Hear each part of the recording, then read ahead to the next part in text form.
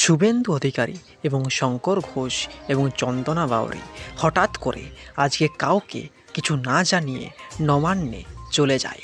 মমতা বন্দ্যোপাধ্যায় এদিকে মোদির কাছে বঞ্চনার কথা শোনাতে গেছে, এদিকে শুভেন্দু অধিকারী আসল বঞ্চনা যে তৃণমূল করেছে তার তথ্য প্রমাণ দিয়ে এলেন নবান্নে। কেন্দ্রের দেওয়া টাকার হিসেব দিতে পারেনি রাজ্য সরকার, তা আগেই বলেছেন কেন্দ্রীয় মন্ত্রী, তার জন্য টাকা আটকানো হয়েছে। শুভেন্দু অধিকারী নবান্ন থেকে বেরিয়ে এসে কি বললেন সেটা আপনাদের শোনাবো।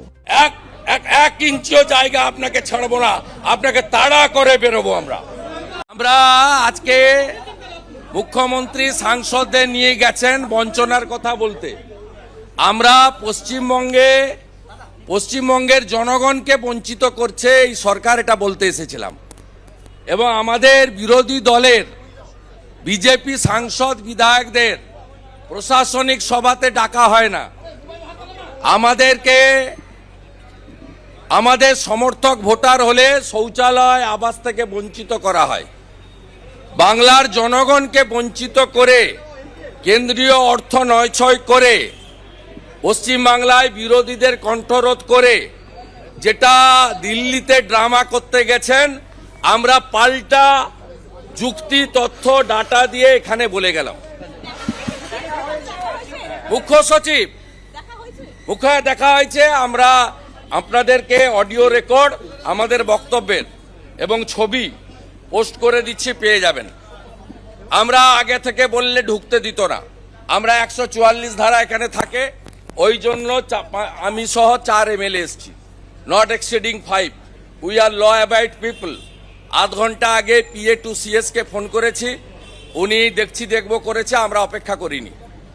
দিল্লিতে মুখ্যমন্ত্রী প্রধানমন্ত্রীর কাছে গিয়ে রাজ্যের আর্থিক বঞ্চনা বলছেন, এখানে জনগণকে বঞ্চিত করছে মমতা ব্যানার্জি।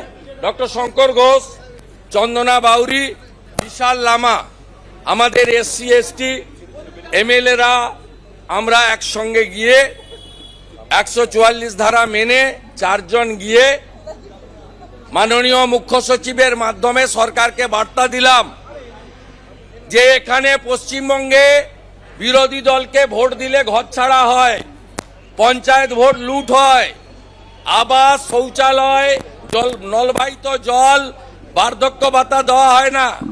একজন সাংসদ বলেন আমি 70,000 বার্ধক্য ভাতা দেব। এই সরকার for the party, by the party, of the party, for the family, by the family, of the family চলছে। Corrupted government. এই সরকারকে কেন্দ্রীয় সরকার কত টাকা দিয়েছে, টাকা কিভাবে নষ্ট হয়েছে তার তালিকা এখানে আমরা দিয়েছি। আর সম্প্রতি মুখ্যমন্ত্রী কার্শিয়াং, আলিপুরদুয়ার, বানারহাট, শিলিগুড়িতে যে প্রশাসনিক পাবলিক ডিস্ট্রিবিউশন করেছেন, সেখানে বিজেপি MP MLA-দের ডাকেননি। এইভাবে রাজ্যে বিরোধীদের বঞ্চনা, জনগণের বঞ্চনা। নবান্নতে এসে আমরা বলে গেলাম লড়াই হবে, এক ইঞ্চিও জায়গা আপনাকে ছাড়বো না, আপনাকে তাড়া করে বেরোবো আমরা। শুভেন্দু অধিকারী বিরোধিতার 1 ইঞ্চি জায়গা ছেড়ে দেওয়ার লোক নয়, তা আমি আগেই বলেছিলাম। শুভেন্দু অধিকারী, চন্দনা বাউরি, শঙ্কর ঘোষ আচমকা চমকে দিলেন সকলকে।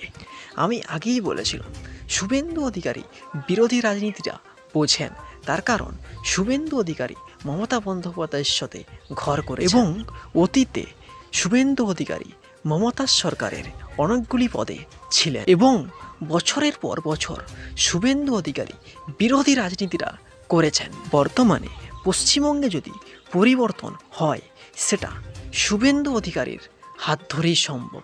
তো দর্শক, আপনাদের কি মতামত আপনারা কমেন্ট বক্সে জানান।